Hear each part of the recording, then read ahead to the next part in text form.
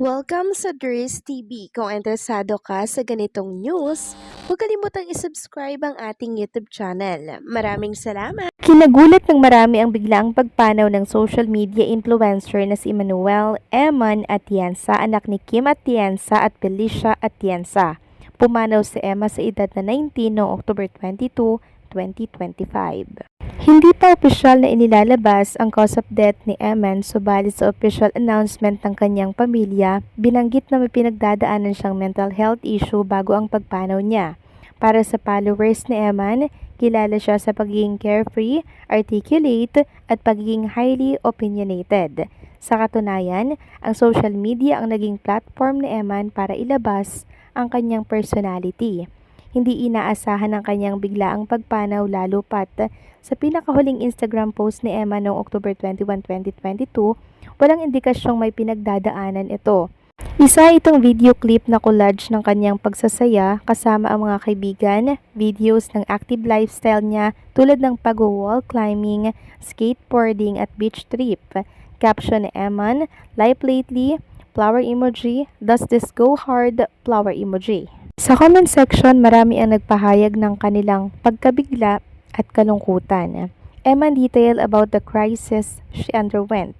Ibang-iba ang huling Instagram post ni Eman sa mga pahayag niya sa threads, kung saan mababasa ang series of posts niya tungkol sa pinakahuling crisis na pinagdaanan niya.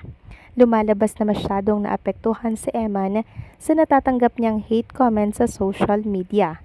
Naging sanhi raw ito para magkaroon ng social media break kahit gustong-gusto niya ang thread dahil ito ang naging platform niya para sa self-expression. Ginawa niya ang thread noong September 1, 2025. Ito rin ang kanyang pinakahuling post sa threads. Ayon kay Eman, sinimulan niyang mag-post sa TikTok noong 2024 bilang exposure therapy dahil meron siyang malaking insecurity sa kanyang hitsura at personality. Natuwa raw siya sa pagkakaroon ng following at naging medium din ito para ipahayag ang sarili. Ngunit kalaunan ay nagkaroon siya ng bashers at nakatanggap ng mga panlalait at mga pagbabanta hanggang sa dumami ng dumami ang hate comments. Alam daw ni Eman na konserbatibo ang Pilipinas at ginawa raw niya ang kanyang makakaya to push back on backward systems. Pero ito rin ang naging dahilan para mabash siya ng husto. "I feel like the hate has piled up in my head," subconsciously pagbubunyag ni Eman. "Every time I post, I feel excited but also anxious and dreadful. Knowing there's going to be some hate I'll have to force myself to ignore. I catch myself checking my notifications every few minutes, hyper aware of every little things about me." Paglilinaw ni Eman, hindi siya naging social media influencer para pagkakitaan ito. Sabi niya, "I did it for fun, self-expression, and community." Nagawa pa niyang magbiro, aniya, "Maybe I'd put up with the hate knowing I'd be receiving a paycheck at the end of every month."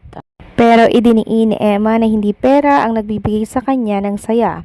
"But my main compensation was always the joy and passion I felt when posting, which has been fading." Nagkaroon daw siya ng self-conflict kung magkakaroon muna siya ng social media break. "I remembered why I started TikTok, to be authentic and proud. I find myself becoming less proud, more anxious," revelasyon niya. Sinabi ni Eman na sa araw ring iyon ay nag-deactivate muna siya ng account na pwede raw magtagal ng ilang araw o buwan. "Just until I can recollect my thoughts, reset my values, and clear my head of the dread, just need to breathe a bit and take a break." Pagtatapos ni Eman, "Thank you guys for following me, it really means a lot." Samantalang kanina naman naglabas po ng statement si Felicia Atienza tungkol sa nangyari po dito kay Eman. Sabi niya, "It's with deep sadness that we share the unexpected passing of our daughter and sister Eman. She brought so much joy, laughter, and love into our lives and into the lives of everyone who knew her. Eman had a way of making people feel seen and heard, and she was not afraid to share her own journey with mental health. Her authenticity helped so many feel less alone. To honor Eman's memory, we hope you carry forward the qualities she lived by compassion, courage, and a little extra kindness in your everyday life. Bagamat tumanggi muna ang pamilya na sabihin ang dahilan ng kanyang pagpanaw, ay ang mga news agency sa US ay hindi na nagpalabok. Nag-release na agad sila ng statement. Ayon sa kanilang report ay nagtali ang anak ni Kuya Kim sa kanilang bahay na tinutuluyan sa Los Angeles, USA. At naipost na rin ito ni Kalaman sa kanyang social media account. Kilala si Emmanuel is isang mental health advocate at nakakaranas di umano ng hindi maganda sa kanyang circle of friends sa USA na maaaring naging dahilan ng lahat.